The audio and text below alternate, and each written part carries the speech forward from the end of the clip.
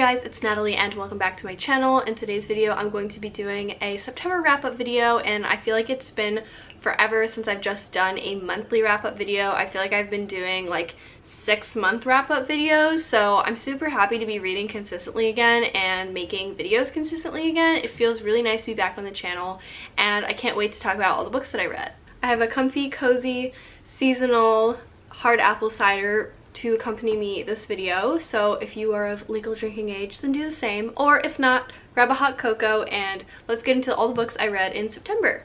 So the first book that I read in September is Burn Our Bodies Down by Rory Power, and I have some things to say. I recently learned from a couple of other bookstagrammers that Rory Power is racist, which I didn't know going into the book, which is super disappointing because she was one of my favorite authors. I absolutely loved her first book, Wilder Girls, and I actually really enjoyed this one as well. And I ended up removing my rating for this off Goodreads because I really don't want to be supporting all that, and that's really sad and really depressing. But, you know, there's other authors out there that I can love and enjoy. This just won't be one of them, and I honestly don't even want to talk about the book because I don't want to give racist authors the light of day. So this is a book that I read. I did it. So the next thing I read in September is Snapdragon by Kat Leigh, and this is an absolutely fantastic middle grade / young adult graphic novel, and I absolutely love the illustration. It's so colorful and fun, and it kind of reminds me of Steven Universe a little bit, which I really enjoyed. This follows our main character Snap, aka Snapdragon, and she ends up befriending the supposed town witch, but finds out that she's not as witchy as everyone in the town makes her out to be, or not as creepy as everyone makes her out to be. And Snap ends up helping her with her career, which is finding roadkill and then selling the skeletons online. She also helps Snap kind of unlock a piece of her family history, and this is just a super cute, quick, fun read, and it's got ghosts and magic, so it is absolutely perfect for this month, and it's also queer, which I absolutely loved. So if you're just looking for something really quick and easy to dip into, then I highly recommend this one. I gave it 5 out of 5 stars. So the next book that I read in September is probably my most disappointing read of the month, and that is Devouring Gray by Christine Lynn Herman, and this one is a young adult fantasy. Interestingly enough, I also found out this month that Christine Lynn Herman is also racist, so that's really fun. I will not be reading anything else from her, not just because she's racist, but also because this book was absolutely not good. So let's get into it.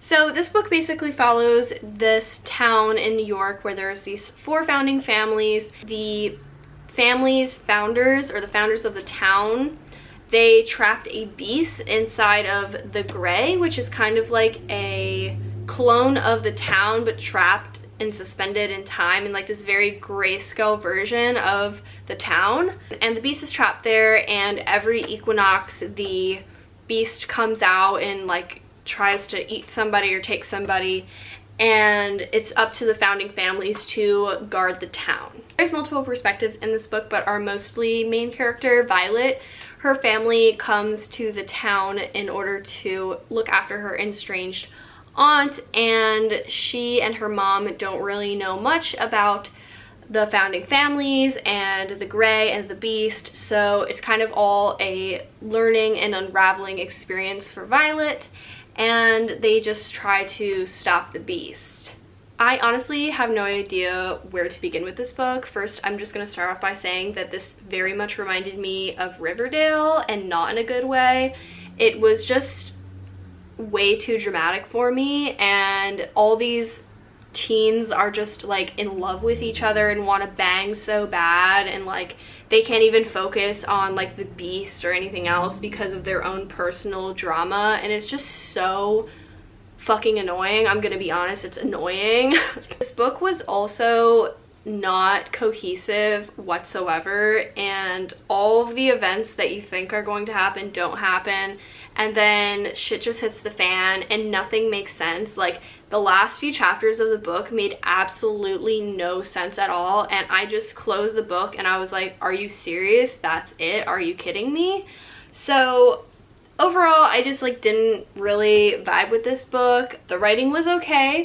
it's just like multiple things, you know, there's like lack of people of color and it's exaggerated that they're white. It's like, okay, we get it. Riverdale vibes to a T, and it didn't really make any sense. So I will not be reading on in the series, and I will also not be reading any more Christine Lynn Herman in general. So I was super disappointed by this one. I gave it, I think, like 2 stars or 2.5 stars or something like that. Don't recommend.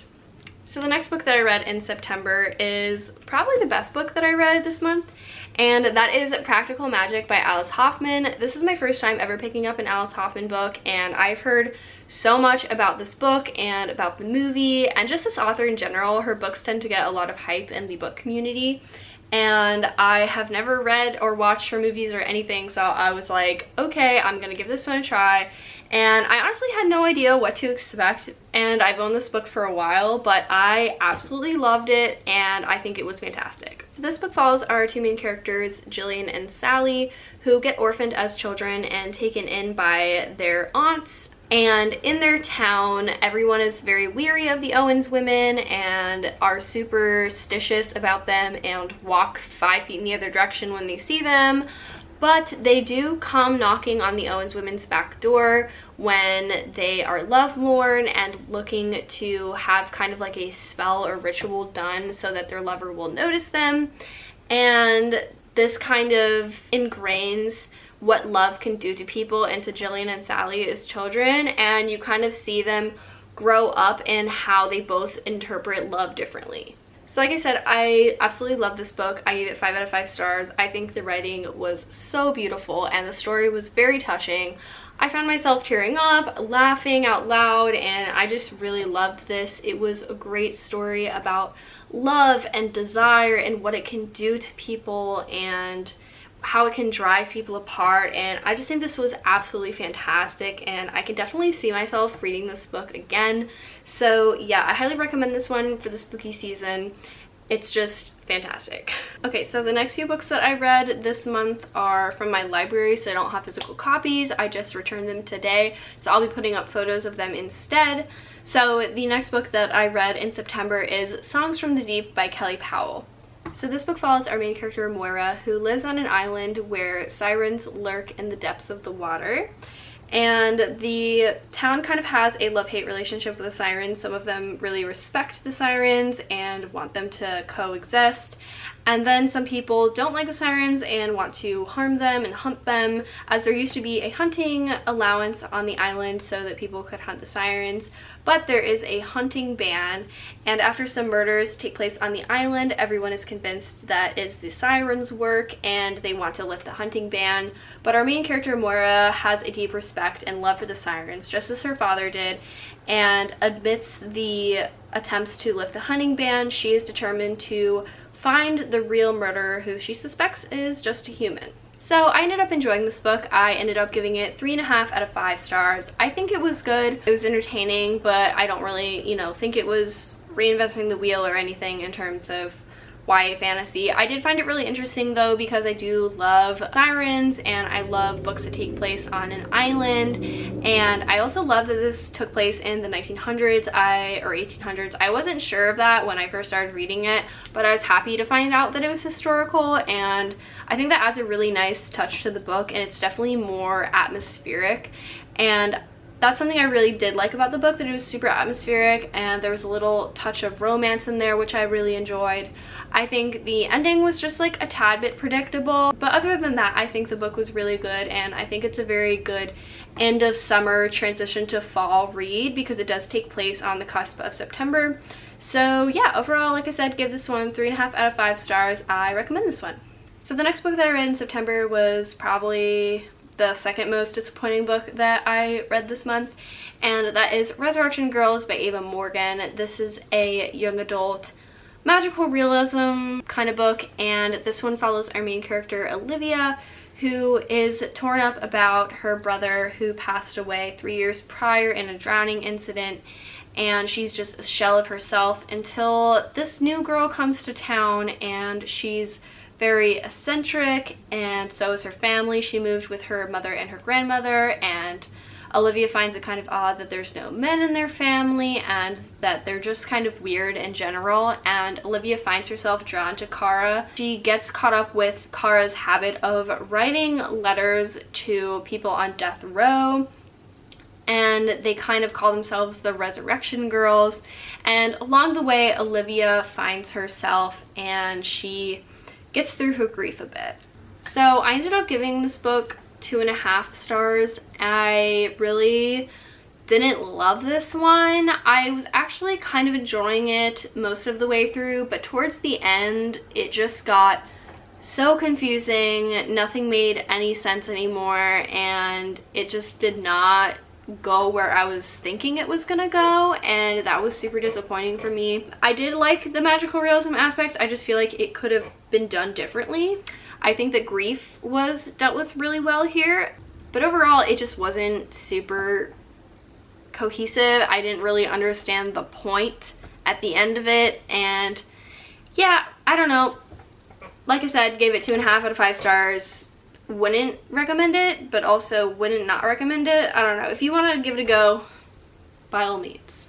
So the last book that I read in September is The Near Witch by V.E. Schwab, and I was super excited to read this one because I've never read anything by V.E. Schwab before, and I've heard nothing but good things about her work, and this one did not disappoint. So this book is about the town of Near, which is on a dreary moor, and there's never any new strangers in the town of Near until one night our main character sees a boy outside her window who seemingly is made of smoke, and he disappears. And after children in the town of Near begin disappearing, everyone in the town is blaming it on this new stranger, and our main character is determined to prove that he is innocent after she begins to trust him, and she believes that the person who is taking the children is the fabled Near Witch. No one in the town really believes our main character about the Near Witch taking the children, so she ends up going on an investigation of her own along with this new stranger. I really enjoyed this book. I gave it 4 out of 5 stars. I think it was super fantastic. I loved the writing. It was super atmospheric. As I said, it takes place on a super dreary moor somewhere. I believe it feels like it's in the 1900s or around there. They're absolutely great for a fall read because it's transitioning from summer to fall in the book, and it's so beautiful. And I loved the magic because it's elemental magic, which I absolutely love elemental magic. So yeah, overall I really enjoyed this. I didn't give it a full 5 out of 5 stars because I think the romance was a little bit half-baked in my opinion. But other than that, I loved this and it read like a fairy tale. So yeah, 4 out of 5 stars. I highly recommend this one. So that concludes all the books that I read in September. I feel like it was kind of a mix between really disappointing books and then some really good books. Thank you guys so much for watching this video. Leave a like and subscribe down below, and leave a comment and let me know some books that you read in September, and have a great day. Bye!